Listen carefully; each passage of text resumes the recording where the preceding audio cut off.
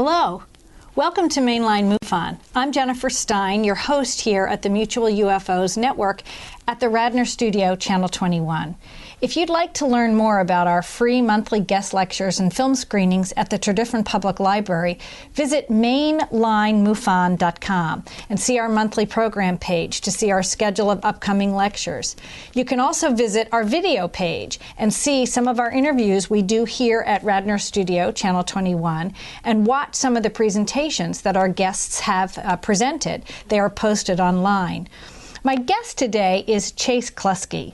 She's born and raised in Rhode Island, and she has had a lifelong interest in UFOs and various paranormal fields of study.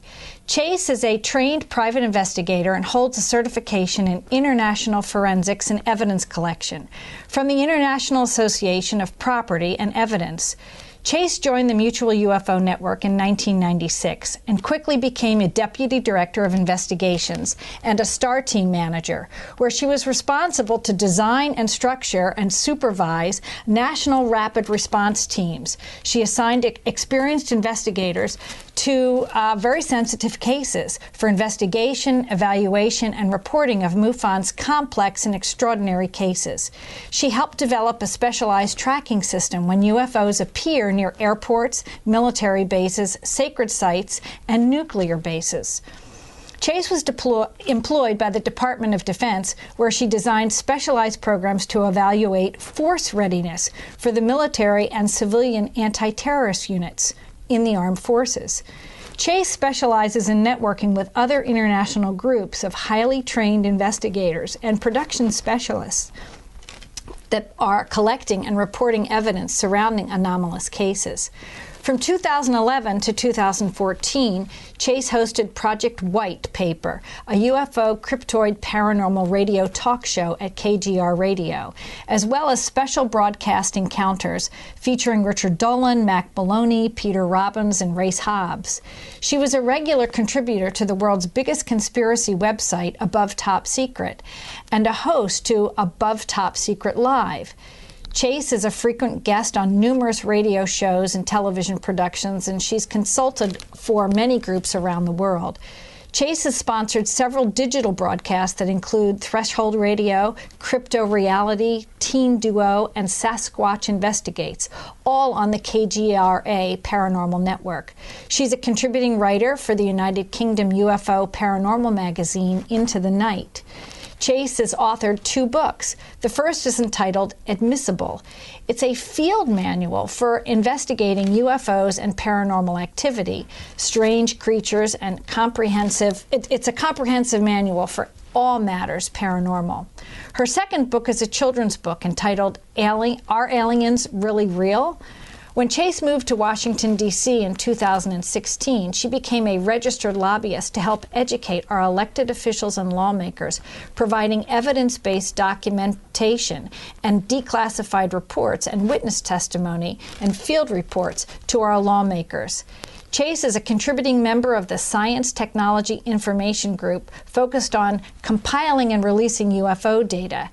Chase currently lives in Washington, D.C. with her husband of 34 years, who's a retired naval submarine officer, and her 2 sons are Marine Corps professionals.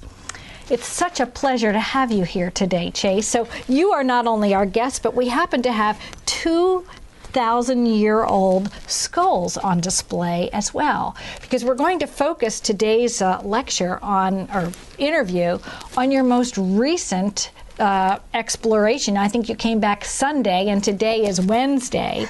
You just came back from Peru, where you were doing investigation on some of the most unusual evidence that's just been coming out of the ground for many, many years, over probably 200-300 years. Mankind's been digging up unusual skulls. Let's talk a little bit about these elongated skulls and the exploration you were on in Peru. These 2 skulls are becoming quite a sensation. This skull is the world-famous Starchild Skull. has a huge following. It's been around for many decades, a couple of decades for sure, and was once investigated by Lloyd Pye, who has recently passed. Very strange features, and part of Lloyd Pye's work was to really get science involved in a rigorous scientific method, but also to find the truth. You know, is this Starchild hybrid or even alien because of the odd features? And this little guy is brand new. He is 2,000 years old. The Starchild's about 900. Okay. So this little guy is Peruvian. He's a Paracas baby from Paracas, Peru, and he's about 2,000 years old, a little less by about 120 years, but he's remarkable. I actually was part of a 3-man team that unwrapped him for the first time. It was amazing. And you did that in 2014, yes, right? Yes. Right? Now, it looks as if we're looking at some red hair. Is that actually, obviously these are recreations because it's illegal to travel with human remains, so these are molds made from the original ones. But is this truly evidenced of a red hair species? Well, this was part of the reason for our research in Peru was the discovery of the redhead, blonde-haired peoples in Paracas, and a lot of these graves that were being dug up. And most of this is done by huaqueros, or the grave robbers, as they're looking for antiquity, jewelry, beautiful textiles, and pottery. They have a huge black market. But the remains, not so much. There you find them very often tossed on top of the desert floor, and the whole area is an necropolis that is covered in human remains. So this really sparked a lot of curiosity, first of all, because of the shape of the head. It's elongated, but also the reddish blonde hair and the oral tradition that the Inca told the conquistadors when the Spanish invaded South America and decimated the Inca, especially when they took over the capital in Cusco and Nazca, and then, of course, eventually Peru. They were told of these tall, Caucasian, fair skin, red-headed people that once ran that area of Paracas.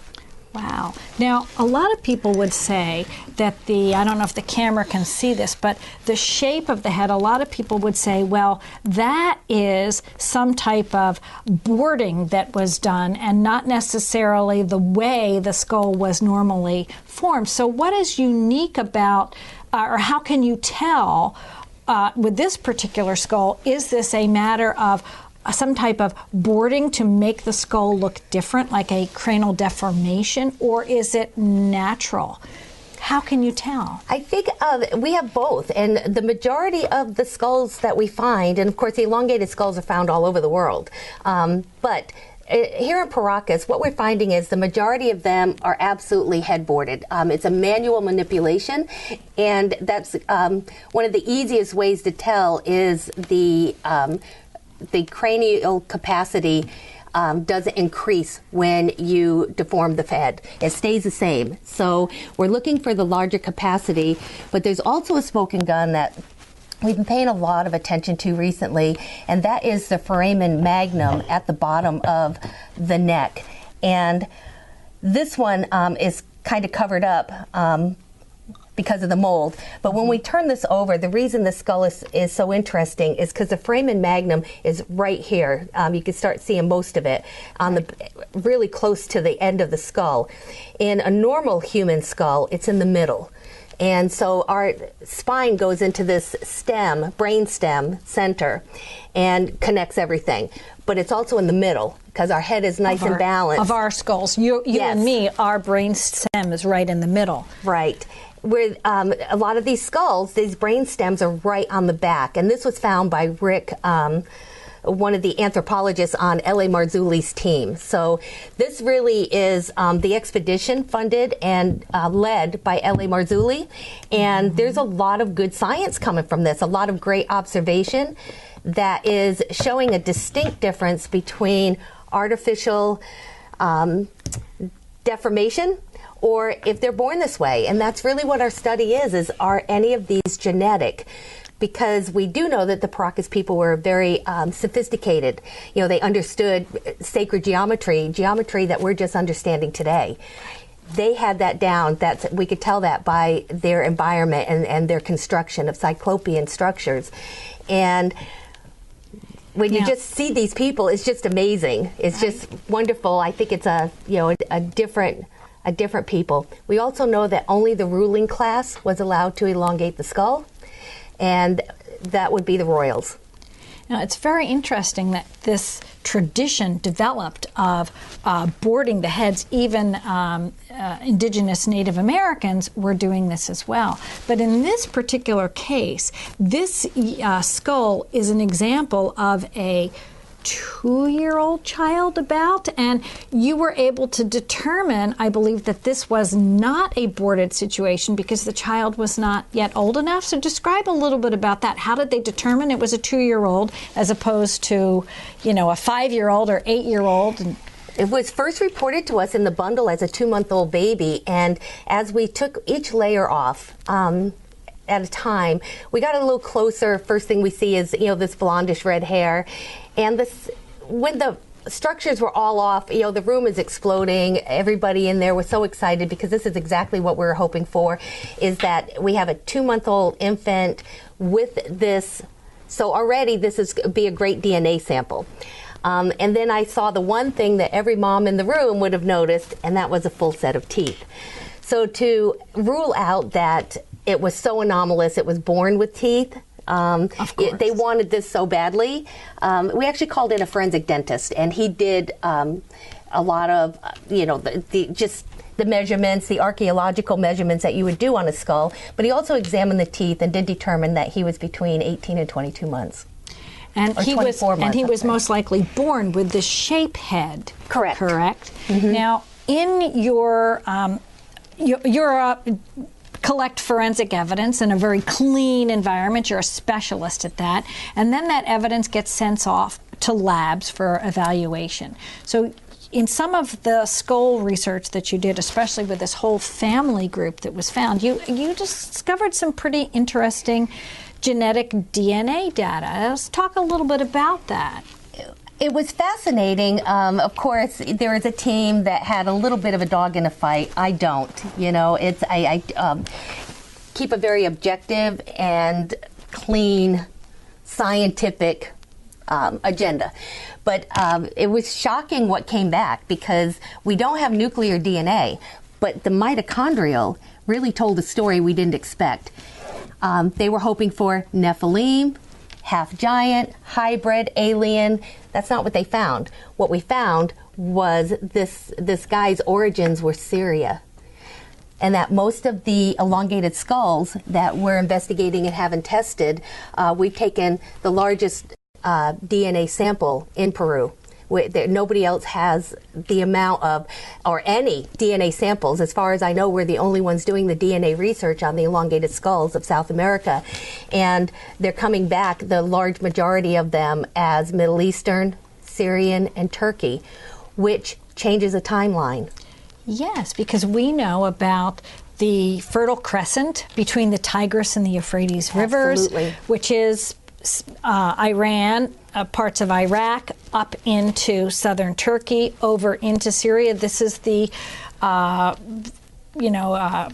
beginning of what we think of as our human sophisticated history, the beginning of civilized society, right. The beginning of city-states and the writing of codes of law.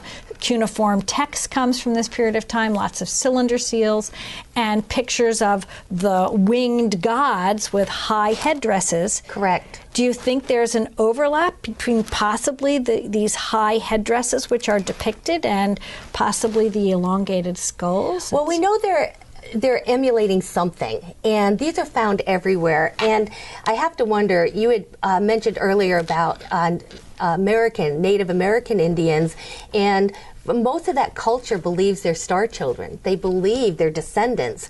And we're finding a lot of that dialogue and oral tradition also in Peru. So it's interesting, looking at the Sumerians and how they're depicted with, a lot of the older text and also some of the kind of the forbidden Bible of Right. When the Dead Sea Scrolls were Correct. found, Thank there you. were a number of different books that were found. Some of the books were the traditional 5 books of the Torah or Correct. the Hebrew Bible that Yes. we know of, like Genesis, Leviticus, Deuteronomy, Exodus, and Leviticus. So we know those books existed, but there were other books. There were books of the giants. Yes. There were books of the children of good and the children of evil. Right. There were like several other texts. that kind of fill in the gaps a little. You know, there's one reference in Genesis 6, you know, that's in reference to the giants or the offspring of the giants. And, you know, that, but it's just a little. So it's almost as though we were given the Cliff Notes. Yes. And for somehow, all the ancient knowledge has been taken away. And we also see a lot of this even in structures and how they built. These cyclopean structures are so perfect and have withstood earthquakes, floods, all sorts of everything nature can throw at it, and they're still standing perfect. And then you have it just disappears.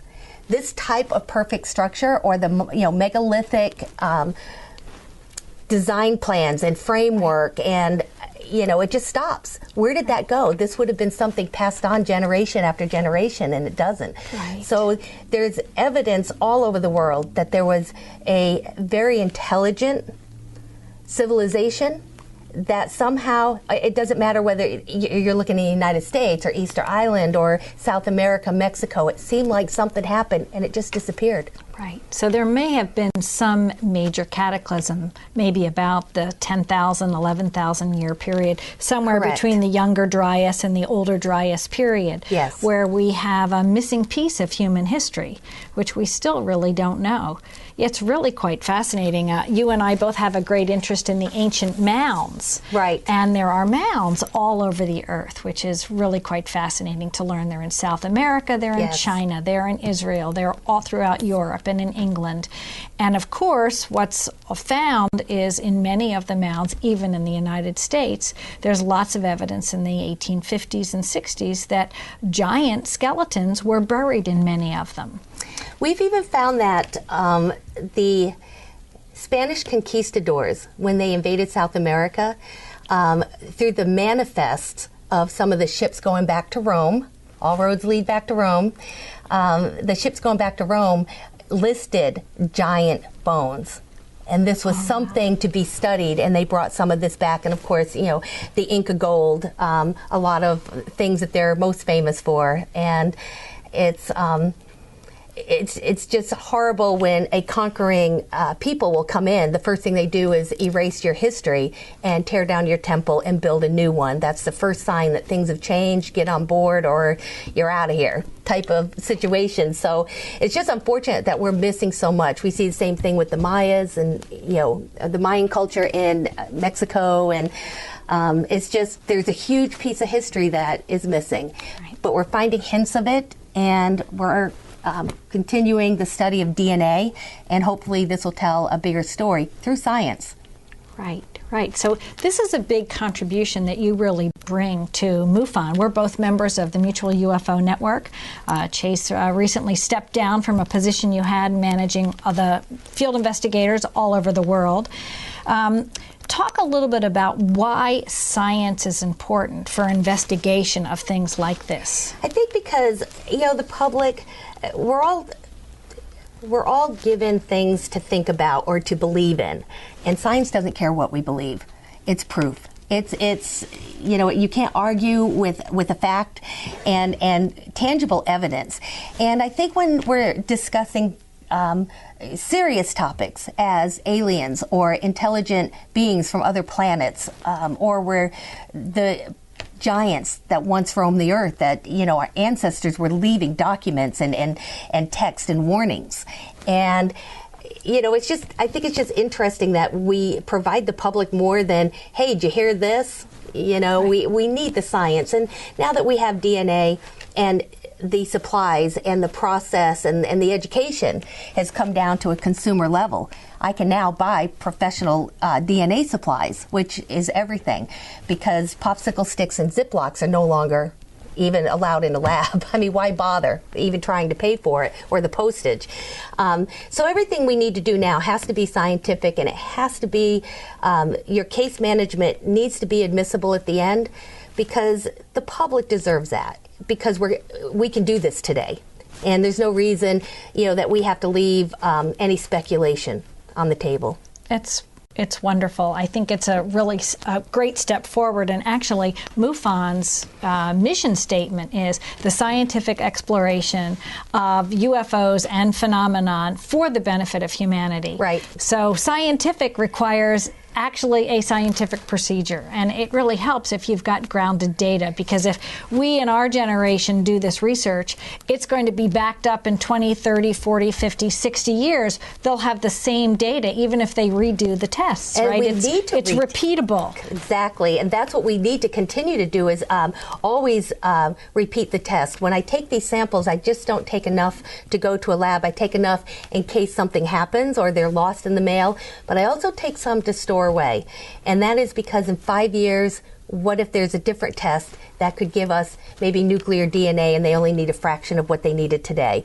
So we're always thinking ahead. We're thinking of the next set of investigators, that might pick up this baton and decide to go for the esoteric and look for discovery, because it's an exploration. And right. You and I love that. Yes. This is something that, we're not looking for evidence of, a train station. This is extraordinary. Extraordinary. It changes everything. Right. So I'd like to talk just on MUFON a little bit in general and the disclosure process of UFOs. We've had some recent events come into the news media. Of course, we openly discussed and shared on this network Luis Elizondo, when he left the Pentagon and clearly stated that there had been a program that he was involved in for many, many years. It went off to join to the Stars Academy. We've most recently, in the last few weeks, less than, I think, 2.5 weeks ago, we had a major announcement by the U.S. Navy. So I'd like you to talk a little bit about that and what you see happening in terms of disclosure going forward. It's just a remarkable time to be doing what we do. And Politico broke the story that the Department of the Navy is now writing, they're drafting a new policy on how to collect these reports of unknown technology or things that can't be explained from pilots and service members. And that's internal within the Navy, correct? Correct. And they've also admitted that this is something that they realize has been ongoing and needs to be addressed. Knowing that Lou Elizondo actually resigned from ATIP, which was the Pentagon program, to bring attention to exactly that reason. ATIP wasn't an access program. It needs to be. There was a lot of information where, even though they were actively investigating UFO reports from service members, they still couldn't break through that seriousness that it needed to be at a certain level, which was obviously a legislative and executive level. So this is where it's going now. Lou Elizondo is a hero.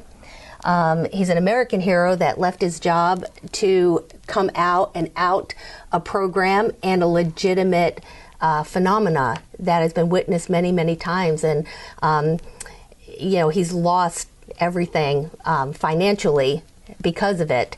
But I believe that, his heart has always been in the right place, and he's a hero. He's just an American hero. Well, you and I have had the great pleasure of getting to meet him personally. If anyone watching this show wants to actually hear his presentation he gave at the National Symposium, which we hosted here in Cherry Hill, New Jersey last year, it's available online, certainly through MUFON TV. You can go to MUFON.com, click on MUFON TV, and request to watch that particular program where he spoke to 2,000 people at our conference about his job, his role, and why he left. Exactly. He's, and the hardest thing to do, I feel sorry for people that are just now looking to get information on the UFO phenomena, because there's such a mess out there. So much disinformation, or just people, just doing it because it's fun, or, hoaxing. There's a lot of reasons that this field is very polluted. But there is that one place you can go for legitimate, vetted information, and that is MUFON, and it's also MUFON TV.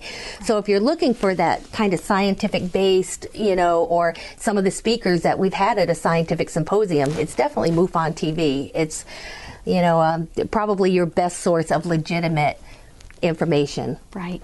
So for our viewing audience who wants to learn more about this topic, about your research, tell us what's a good place to find you. Where can they, what websites can they go to, and also upcoming television programs that you're going to be involved in. Let's give them a clue. Okay. Well, the first show, I believe it's going to come out in August. It's called UFOs: The Lost Evidence. It will be on the Travel Channel, and I'm one cast for the season on that one, as well as Richard Dolan, Michael Schratt, Nick Pope. It's going to be a great series coming out, and I've just been an associate producer, so my first time kind of behind the camera as official production, and we did a film for Netflix, and it's titled Extraordinary: The Seeding, and that will be out in September. And I'm really, really proud of that project because it talks about the next step in, once you understand these things that are happening in our space, government's acknowledging them now, the military's on board, everybody's talking, okay, it's real, we get it, guys. The next step is this program of breeding that has been reported by some of the most legitimate, honest, sincere people that has been going on for decades. And so that's what this documentary addresses, is what we call the missing fetus syndrome.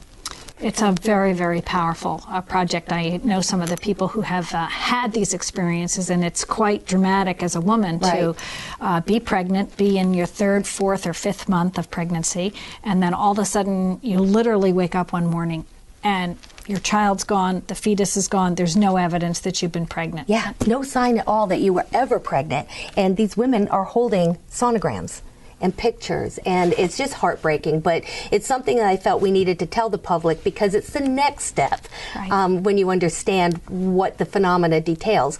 Because one question is that we're not asking is, are UFOs real?